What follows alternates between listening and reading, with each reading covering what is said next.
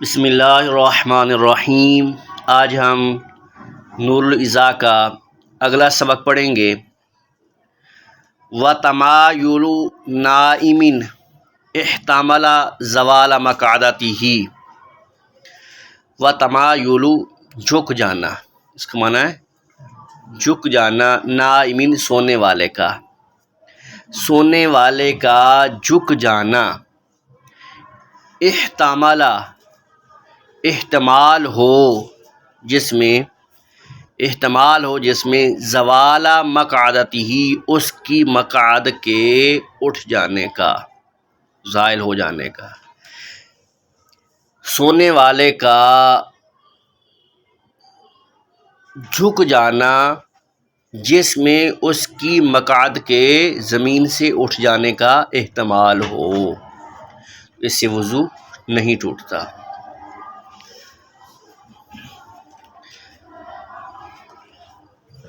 اور سونے والے کا جھک جانا جس میں اس کی مقعد کے زمین سے اٹھ جانے کا احتمال ہو۔ بات سمجھ آ گئی ہے؟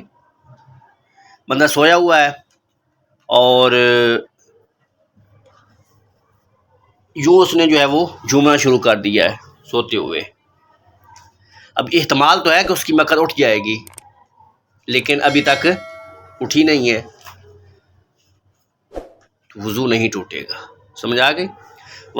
وَتَمَایُلُ نَائِمٍ احتمل زوال مقعدتہ، سونے والے کا جھک جانا ایسی حالت میں جس میں اس کی مقعد کا زمین سے اٹھ جانے کا احتمال ہو، اس میں وضو نہیں ٹوٹتا۔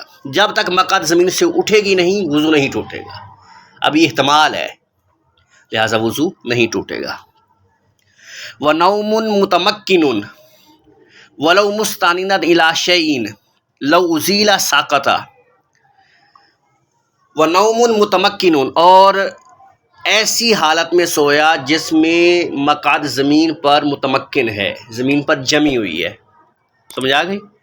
ایسی نیند کہ جس میں مقعد زمین پر جمی ہو، وَلَوْ مُسْتَنِدًا، اگرچہ اس نے ٹیک لگائی ہو، إِلَىٰ شَيْءٍ کسی چیز سے، اگرچہ اس نے کسی شے سے ٹیک لگائی ہو، لو ازیلا، اگر اس سے زائل کر دیا جائے، جس سے اس نے ٹیک لگایا ہے، اگر اس چیز کو ہٹا دیا جائے، ساقطہ، یہ گر جائے گا، ساقطہ گر جائے، پھر بھی جو ہے وہ اس کا وضو نہیں ٹوٹے گا۔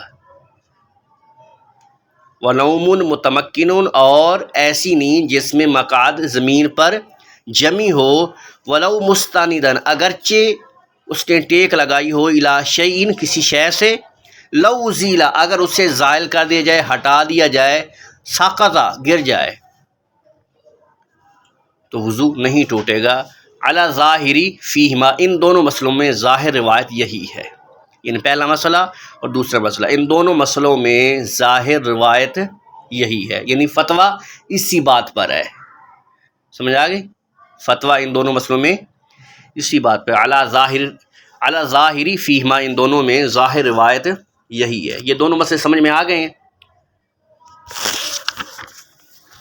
وَنَوْمٌ مُصَلٍّ، اور نمازی کا سو جانا، وَنَوْمٌ مُصَلٍّ، اور نمازی کا سو جانا، وَلَوْ رَاكِعًا أَوْ سَاجِدًا، اگرچہ رکوع میں ہو یا سجدے میں، عَلَىٰ جِہَةِ سُنَّتِ، سنت کے مطابق، سنت کے مطابق اس نے رکوع کیا، سجدہ کیا، اور اسی حالت میں اس کو نیند آ گئی۔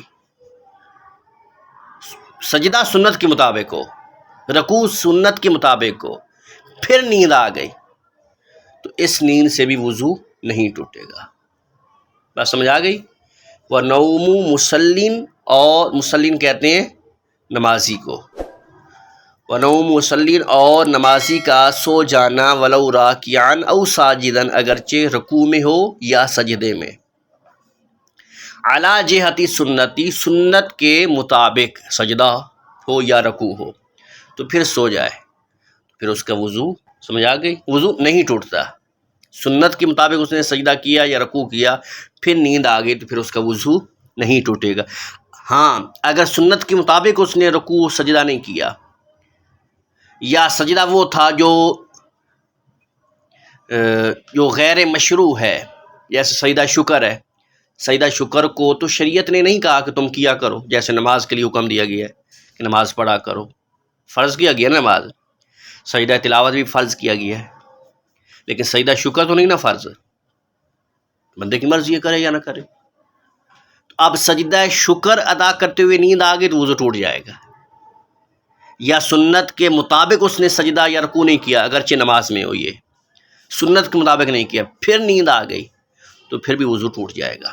اعلیٰ حضرت نے یہی مسئلہ لکھا ہے فتاوی رضیہ کے اندر۔ 6 صورتیں آپ نے بیان فرمائی ہیں، ایک صورت تو یہ ہے جو اس عبارت کے اندر ہے، تو ایک صورت وہ ہے جو میں نے آپ کو عرض کیا کہ اگر سنت کے مطابق سجدہ نہ کیا یا رکوع نہ کیا پھر نیند آ گئی تو وضو ٹوٹ جائے گا، سنت کے مطابق ہو پھر نیند آ گئی تو وضو نہیں ٹوٹے گا۔